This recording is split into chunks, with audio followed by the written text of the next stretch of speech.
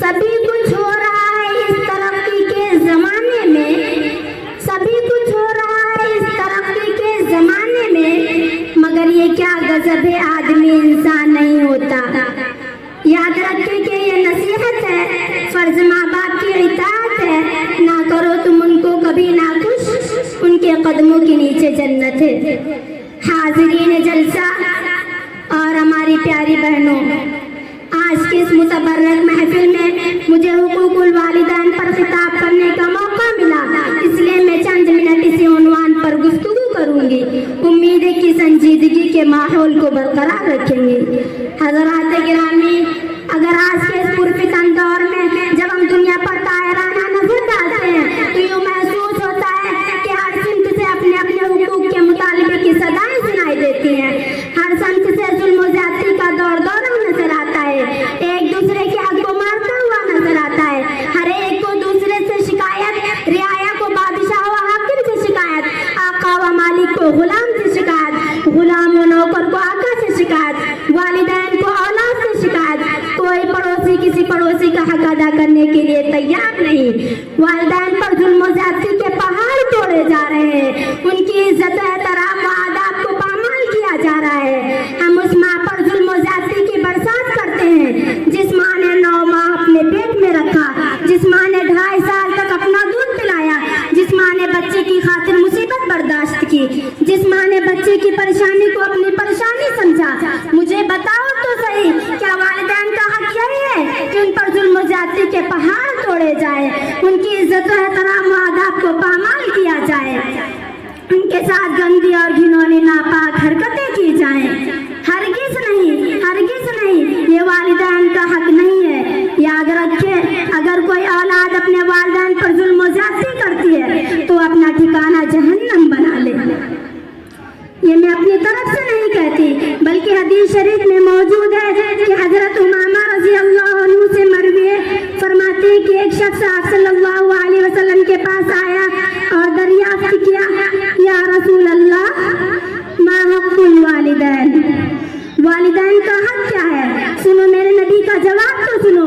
महबूब किबरिया सल्लल्लाहु अलैहि वसल्लम ने इरशाद फरमाया, हुमा जन्नतुका व नारुका, वही तुम्हारे लिए जन्नत है, वही तुम्हारे लिए जहन्नम। हदीस में गौर करें तो इसका मतलब ये है कि अगर तुम वालिदैन के साथ अच्छा सलूक करोगे तो तुम जन्नत के मुस्तहिक हो जाओगे, और अगर तुमने उनके साथ जुल्म व ज़्यादती की और बुरा सलूक किया तो अपना ठिकाना जहन्नम बना लो। हाज़रीन जलसा और हमारी प्यारी बहनों, मैंने आप हज़रात के सामने खुतबे में बनी इसराइल की जो आयत तिलावत की थी, उसमें यही फरमाया गया है कि रब्बे कायनात इंसान को ताकीद फरमा रहा है कि उस खालिकुस समावाति वल अर्ज़ और पालनहार की बंदगी व फरमा बरदारी करो। फिर फरमाया वबिल वालिदैनि इहसाना, वालिदैन के साथ अच्छा सलूक करो। इसी पर इक्तिफा नहीं किया, बल्कि आगे इरशाद फरमाया, इम्मा यबलुगन्ना इंदकल किबरा अहदुहुमा औ किलाहुमा फला तकुल लहुमा उफ़्फ़िन वला तनहरुहुमा वक़ुल लहुमा क़ौलन करीमा।